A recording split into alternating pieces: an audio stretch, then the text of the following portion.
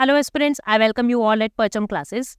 आज की क्लास के अंदर हमको 2 जुलाई से 8 जुलाई के फाइनेंस और बैंकिंग के करंट अफेयर्स करने हैं।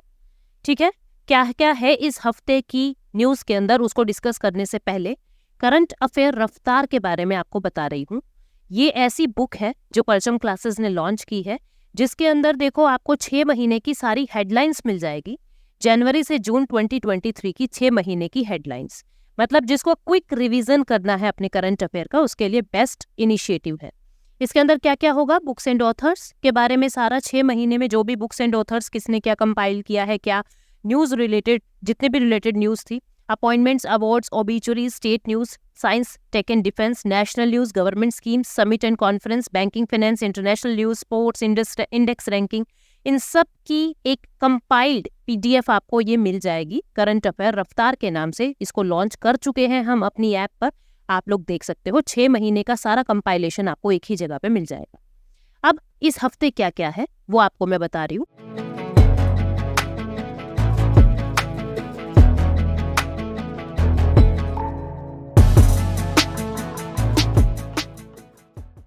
Private banks are more aggressive in writing off bad loans than public bank. क्या है ये न्यूज़, इसको देखो। पहले देखो, राइट ऑफ बैड लोन करना क्या होता है, मतलब बैड लोन्स क्या होते हैं। बैड लोन्स, या जिसको हम एक और नाम से जानते हैं नॉन परफॉर्मिंग एसेट्स, एनपीए भी कह देते हैं, नॉन परफॉर्मिंग एसेट। और मैं आपको पहले भी बहुत बार बता चुकी हूं कि नॉन परफॉर्मिंग एसेट क्या होते हैं। ऐसे एसेट्स जो परफॉर्म नहीं कर रहे हैं। एसेट का काम क्या होता है, प्रॉफिट देना। आपने किसी को लोन दे दिया, अब उस लोन का काम क्या है, आपको इंटरेस्ट कमा के दे। जब कोई लोन यानी जब कोई एसेट आपको इंटरेस्ट कमा के नहीं दे रहा, इट मीन्स कि कोई इंसान पैसा ले तो गया, लेकिन ना तो वो उसकी इंस्टॉलमेंट दे रहा है, ना ही उसका प्रिंसिपल अमाउंट वापस कर रहा है, उसको हम नॉन परफॉर्मिंग एसेट कहते हैं आफ्टर 90 डेज। ठीक है, मैंने डेज के हिसाब से बताया था आपको, standard asset, substandard asset, doubtful asset, non performing asset, loss asset कैसे कैसे कैटेगराइज करते हैं सब बताया हुआ है, तो मैं फिर से डिटेल में नहीं जाऊंगी। मैं मोटा मोटा आपको ये बता रही हूँ नॉन परफॉर्मिंग एसेट क्या होता है कि 90 डेज आफ्टर ड्यू डेज अगर आप अपनी इंस्टॉलमेंट्स 90 डेज डिले कर देते हो तो आपका अकाउंट नॉन परफॉर्मिंग एसेट में आ जाता है। नॉन एग्रीकल्चरल लोन के लिए परिभाषा है। एग्रीकल्चरल लोन के अंदर फिर क्रॉप साइकिल देखा जाता है। ये नॉन एग्रीकल्चरल लोन की परिभाषा है कि अगर आप आफ्टर ड्यू डेट 90 डेज तक अपनी इंस्टॉलमेंट्स को डिले कर रहे हो, वो नॉन परफॉर्मिंग एसेट बन जाता है, यानी बैड लोन बन जाता है। अब बैंक्स की बैलेंस शीट बनती है। बैंक्स क्या करते हैं, यही चाहते हैं कि हमारी बैलेंस शीट बहुत खूबसूरत दिखे, बिल्कुल साफ सुथरी, और जिसके अंदर कोई बैड लोन्स, कोई एनपीए ना दिखे। तो वो क्या करते हैं, अपने लोन को राइट ऑफ कर देते हैं। राइट ऑफ मतलब कि लिखना बंद कर दिया, उस वाली बैलेंस शीट में लिखना बंद कर दिया, कहीं और उसका रिकॉर्ड तैयार किया जा रहा है। मतलब उस बैलेंस शीट में नहीं लिख रहे हैं, दूसरी कोई बैलेंस शीट बना लिया आपने, एक बार के लिए उस बैलेंस शीट से उस अकाउंट नंबर को हटा दिया है। ऐसा नहीं है कि उसका लोन माफ कर दिया, लोन माफ नहीं किया है, जो देने वाला है उसको पैसे अभी भी देने हैं, लेकिन आपने वो उस रजिस्टर, उस बैलेंस शीट से हटा के उस अकाउंट को दूसरी बैलेंस शीट में डाल दिया, ताकि आपके बैंक की बैलेंस शीट वो ठीक दिखे, साफ सुथरी दिखे।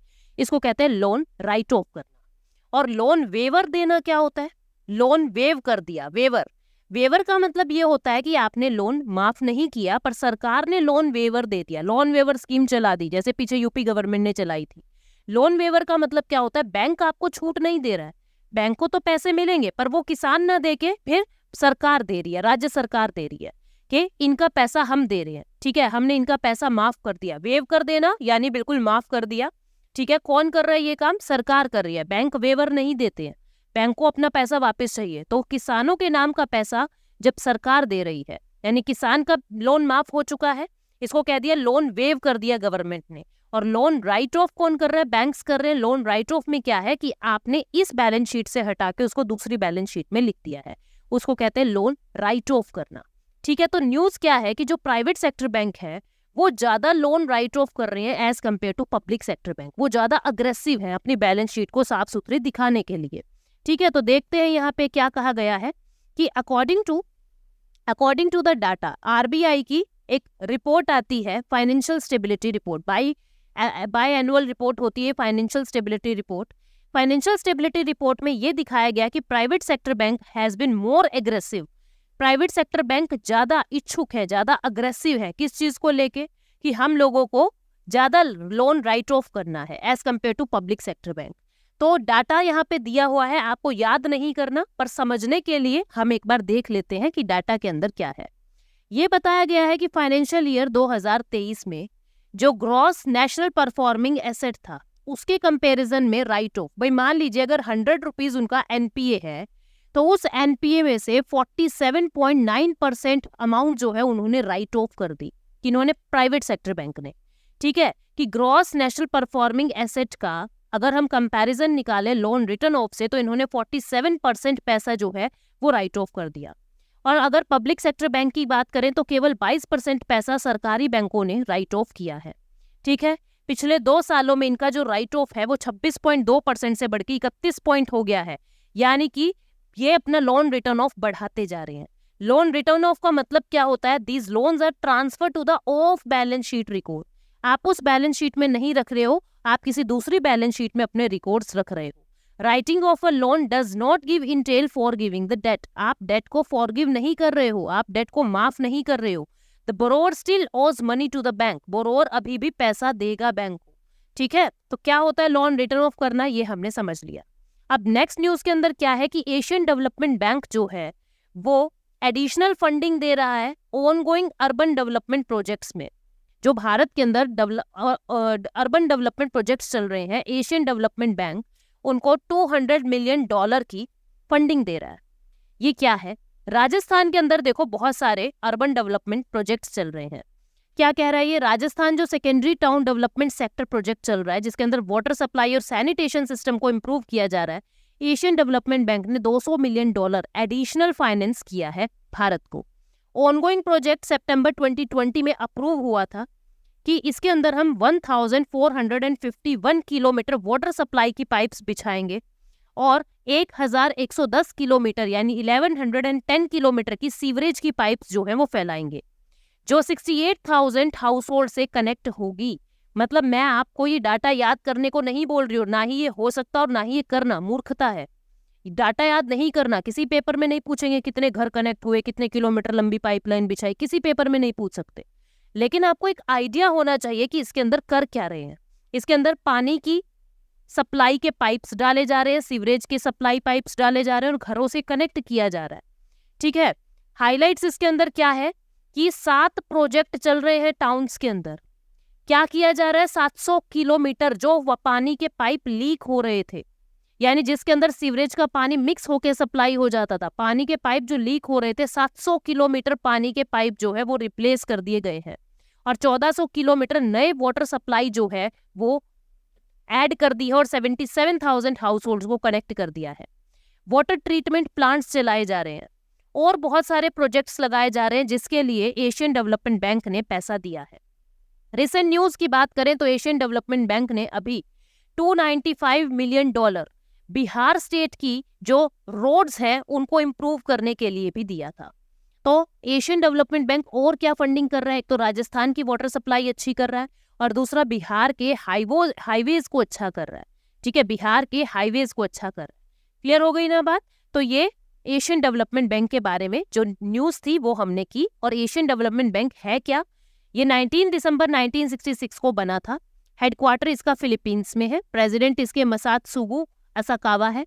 मेंबरशिप इसमें 68 कंट्रीज की है, 49 कंट्री एशिया की है और पैसिफिक की, और 19 जो है वो आउटसाइड कंट्रीज है। तो अगर कभी स्टेटमेंट बने कि एशियन डेवलपमेंट बैंक में ओनली एशियन कंट्रीज है तो ये स्टेटमेंट गलत होगी। इसके बाद बैंक ऑफ इंडिया जो है वो फर्स्ट बैंक बन गया है महिला सम्मान सेविंग सर्टिफिकेट स्कीम को लॉन्च करने के लिए। अभी तक केवल पोस्ट ऑफिसेज को ऑथोराइज किया गया था ये वाले सर्टिफिकेट देने के लिए। ये जो बैंक ऑफ इंडिया है ये भारत का पहला बैंक बन गया है जो महिला सम्मान सेविंग सर्टिफिकेट्स को ऑफर कर रहा है। ये महिला सम्मान सेविंग सर्टिफिकेट स्कीम है क्या, उसके बारे में एक बार जान लीजिए। देखो, ये ऐसी स्कीम है जिससे विमेन्स को या गर्ल्स को एम्पावर किया जा रहा है, उनको फाइनेंशियल इंक्लूजन में लाके, यानी उनके अकाउंट्स ओपन करवा के। इस स्कीम में क्या होगा, कोई गर्ल या विमेन अकाउंट ओपन कर सकती है या इनके बिहाफ पे किसी माइनर गर्ल, जो ऐसी लड़की जो 18 साल से कम उम्र की है, उस लड़की के बिहाफ पे उसके गार्जियन भी अपना अकाउंट ओपन करवा सकते हैं। स्कीम जो है कब अनाउंस की थी?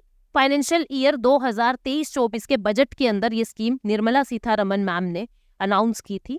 ये स्कीम जो है 7.5% पर एनम का इंटरेस्ट रेट देगा, कंपाउंडेड क्वार्टरली। ठीक है, हर तिमाही पे कंपाउंड इंटरेस्ट लगेगा 7.5% रेट ऑफ इंटरेस्ट। बहुत अच्छा रेट ऑफ इंटरेस्ट दे रहे हैं। मिनिमम इन्वेस्टमेंट आप 1000 रुपए की कर सकते हो और 100 के मल्टीपल में अप टू 2 लाख कितना भी आप जमा करवा सकते हो। मैक्सिमम 2 लाख रुपए की आपका ये फंड खुलेगा। Individual can open multiple accounts. 3-3 महीने के गैप पर एक ही इंसान कितने भी अकाउंट खुलवा सकता है, लेकिन टोटल ओवरऑल आपकी टोटल जितने भी खाते हैं उन सब में मिला के 2 ही लाख रुपए हो सकते हैं मैक्सिमम। कम से कम 1000, मैक्सिमम 2 लाख, कितने भी खाते खुलवाओ पर सबको जोड़ दें एक इंसान के नाम पे 2 लाख रुपए ही। अब वो 2 लाख एक अकाउंट में करवा दो और चाहे 10 अकाउंट में करवा दो। The account will mature. हर 2 साल के बाद ये अकाउंट मैच्योर हो जाएगा। किसी को भी अगर इस स्कीम के अंदर आना है तो 31 मार्च 2025 तक अपना ये स्कीम ओपन करवा सकते हो। अकाउंट अगर आपको क्लोज करवाना हो, कोई इमरजेंसी आ गई, आपको पैसा चाहिए, तो इस पे पेनल्टी लगेगी। अगर आप जिस दिन अकाउंट खुलवाया 6 महीने के अंदर अंदर ही अपने अकाउंट को अगर क्लोज करवा रहे हैं तो इसके ऊपर 2% की पेनल्टी लगेगी। 7.5% रेट ऑफ इंटरेस्ट की जगह 5.5% रेट ऑफ इंटरेस्ट आपको मिलेगा। अकाउंट होल्डर 1 साल के बाद पार्शियल विड्रॉ करवा सकता है बिना किसी पेनल्टी के। 1 साल के बाद पार्शियल विड्रॉ करवा सकता है 40%। भाई अगर आपने 10,000 रुपए जमा करवाए हैं तो 4,000 रुपए 1 साल के बाद निकलवा सकते हो। ठीक है, लेकिन 6 महीने के बाद ही अगर रुपया निकालने लगोगे तो ऊपर 2% की पेनल्टी आपके ऊपर लगेगी। जितना भी पैसा होगा वो टैक्सेबल है, टैक्स फ्री नहीं है, लेकिन नो टैक्स, TDS इसका नहीं कटेगा, टैक्स डिडक्शन एट सोर्स इसका नहीं कटेगा। पहले अभी तक क्या था, केवल जो पोस्ट ऑफिस है उनको ऑथराइज किया गया था ये सर्टिफिकेट लॉन्च करने के लिए। अब बैंक ऑफ इंडिया पहला बैंक बन गया है। इसके बारे में बात करें तो 7 सितंबर 1906 को ये फाउंडेड हुआ है। हेडक्वार्टर मुंबई महाराष्ट्र में है। MD CEO रजनीश कर्नाटक है। टैगलाइन है रिलेशनशिप बियॉन्ड बैंकिंग। ठीक है, अभी टैगलाइंस वगैरह तो नहीं पूछते हैं इतनी। India Post and Canada Post join hands to facilitate e-commerce. देखो इंडिया पोस्ट क्या है, ई सर्विसेज देने के लिए, मतलब इंपोर्ट एक्सपोर्ट करने के लिए एक प्लेटफॉर्म है, एक कंपनी है। इसने कनाडा के साथ हाथ मिला लिए हैं। ये 39th नेशन है जिसके साथ ये इंडिया पोस्ट कोलैबोरेट कर रहा है। पहले 38 नेशंस के साथ ऑलरेडी कोलैबोरेशन कर रखा है। ये जो इंडिया पोस्ट वाले हैं ये ऐसे पैकेट्स तैयार करते हैं जो दूसरी कंट्रीज में बहुत आसानी से पहुंच सकती है और जिसमें सामान आपका खराब नहीं होगा। तो ये यही न्यूज़ है कि इंडियन पोस्ट ने अब कनाडा के साथ एक एग्रीमेंट कर लिया है इंटरनेशनल ट्रैक पैकेट सर्विसेज के लिए, ताकि इलेक्ट्रॉनिक कॉमर्स एक्सपोर्ट किया जा सके। यानी कनाडा से कोई इंसान अगर इंडिया में कोई सामान मंगवाना चाह रहा है, इंडिया से कनाडा में सामान जा रहा है, तो इंडिया पोस्ट वाले अपने इस पैकेट सर्विस के माध्यम से बहुत बहुत कॉस्ट इफेक्टिव, बहुत इकोनॉमिकल वे में ये सामान वहां तक पहुंचाएंगे।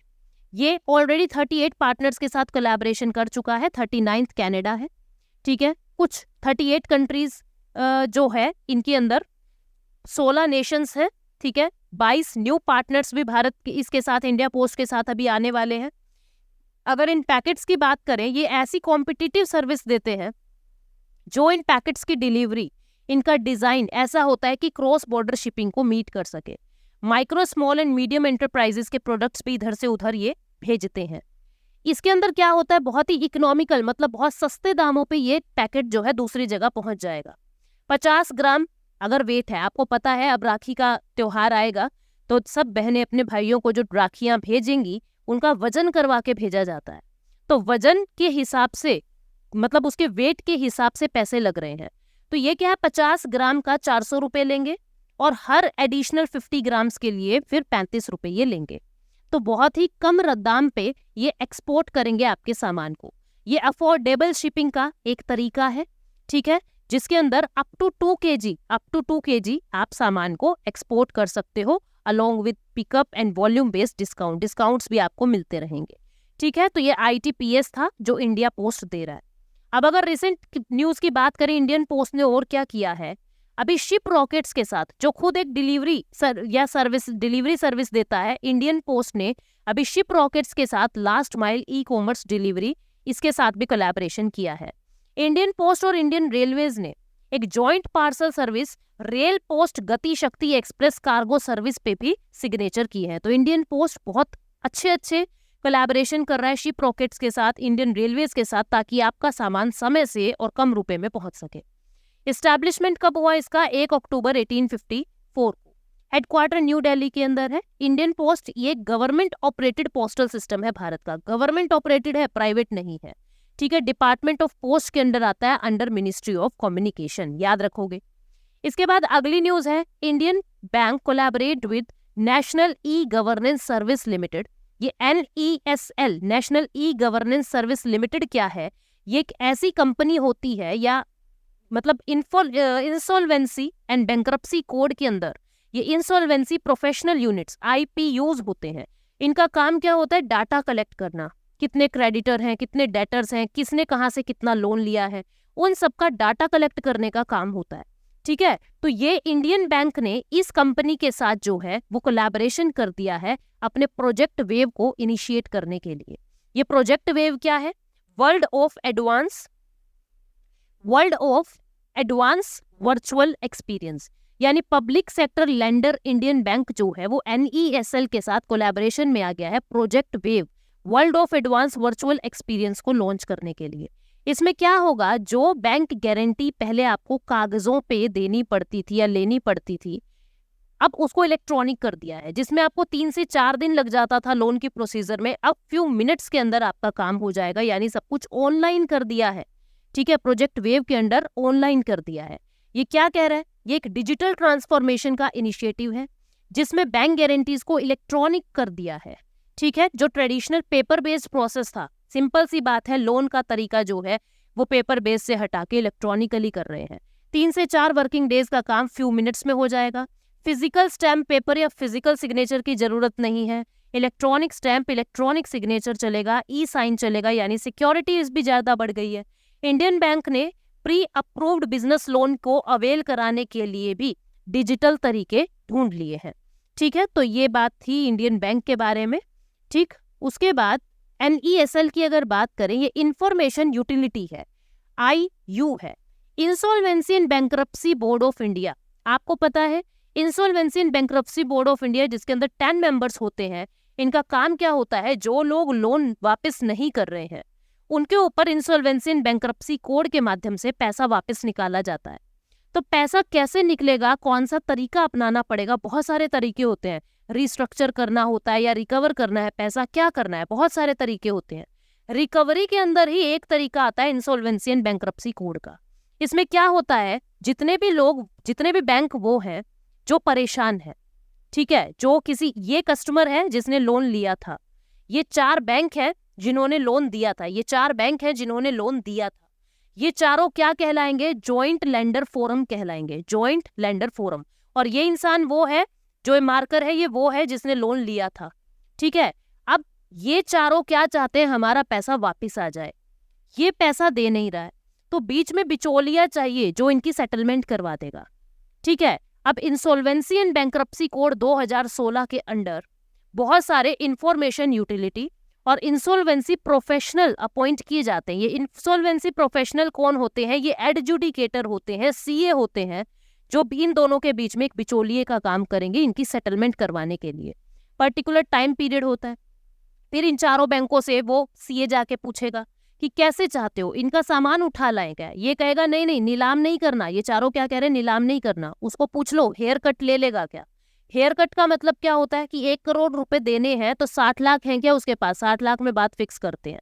तो इस तरीके से कोई बीच का रास्ता निकाल लेते हैं कि भागते चोर की लंगोटी से जितना पैसा आ रहा है वो तो ले, ठीक है। तो ये पूरी प्रोसेस होती है। ये प्रोसेस कभी मैं अलग सेपरेट वीडियो बना के आपको सब समझाऊंगी कि सरफेसी एक्ट में क्या होता है, इंसॉल्वेंसी एंड बैंक्रप्सी कोड में क्या होता है। तो इसी के अंडर क्या होता है, डाटा कलेक्शन के लिए कुछ कंपनीज अपॉइंट की गई है कि तुमको जितने भी इस दुनिया के अंदर लेंडर है, भारत के अंदर लेंडर है, और जितने भी लोन लेने वाले बोरोवर्स हैं, उन सबका डाटा आपको इकट्ठा करना है। किसने कहाँ से कितना लोन ले रखा है और उसकी हिस्ट्री क्या है, वो कितने प्रीमियम्स टाइम पे देता है, ताकि कल को वो किसी और बैंक में पहुंचे तो उसका डाटा निकाल के चेक कर लिया जाए कि इसको और लोन दे या ना दे। तो NESL क्या है? एक ऐसी ही इंफॉर्मेशन यूटिलिटी है जो insolvency and bankruptcy board code के अंदर आता है और जिसका काम क्या होता है, इंफॉर्मेशन कलेक्ट करना किसी बोरोवर के बारे में। 15 अगस्त 1907 को इंडियन बैंक बना है, ठीक है। हेडक्वार्टर चेन्नई तमिलनाडु में है। एमडी सीईओ शांतिलाल जैन है। टैगलाइन है योर ओन बैंक, आपका अपना बैंक। ये इंडियन बैंक के बारे में और एनईएसएल के बारे में बात थी। इसके बाद है बैंक ऑफ इंडिया ने centralised pool buy out and co lending cell priority sector lending को बूस्ट करने के लिए शुरू कर दिया है। ये प्रायोरिटी सेक्टर लैंडिंग क्या होता है?